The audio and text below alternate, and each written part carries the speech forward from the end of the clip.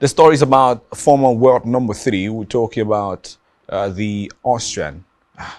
It's been a long time coming, 14 months, and yesterday had his first win against Emil Roseberry. 9 months is spent on the sidelines owing to a niggling wrist injury. But finally, it's victory at last for Dominic Thiem. Yeah, listening to most of the headlines or reading most of the headlines, I said, in a city when the sun doesn't get to set, it's not setting either for Dominic Thiem. And it's been fabulous for me looking at what he's gone through, talking about Dominic Thiem, especially that wrist. No intent to cut you short. You're doing spoken word now. Maybe I have many passions you've not found out yet. Okay, well, I know motivational speaking, but this is a new aspect.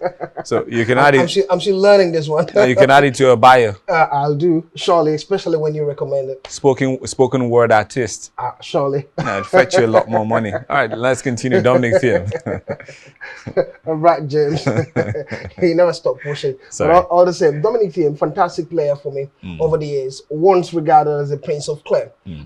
We saw the father of Clay, the king of Clay, Rafael Nadal, and Prince of Clay, Dominic Thiem, but it's not been adding up for him because of that wrist injury.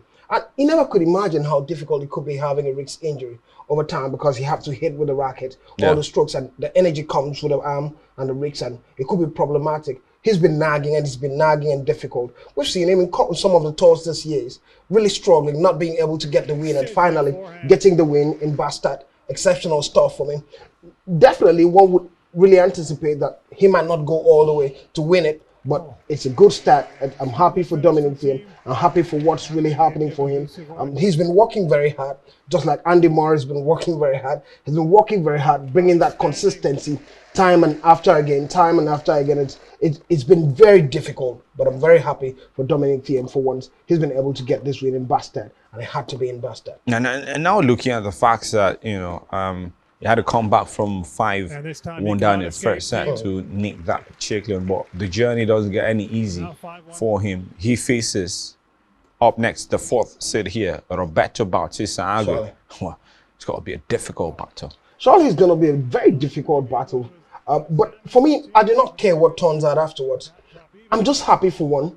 For once, we can sit down and talk about Dominic Thiem and say Dominic won a competition, won a game, after so long not being able to win games and the frustration that comes in it. I'm very happy to see him play. This one player, I really hope that he goes all out in the nearest future and gets to win games, because when you talk about talent, he's got it. When you talk about abilities, he's got it. He just needs to get that fitness and be healthy enough to compete in most of the competition. But it's going to be a very, very tough game in the next round, considering the elements he's facing and how difficult the opponent is. It's going to be very tough.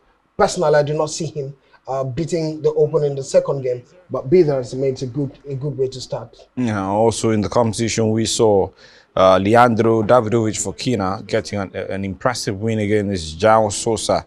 Also had Sebastian Baez, Fabio Fognini, winning and losing respectively. So we had it. Aslan Karatev, Federico Coria also advanced to the next round of the competition for Karatev, Breeze Paz Lorenzo, Sonego in that particular on 6-love, 2-6, 6-4, while Federico Del Bonis was a winner.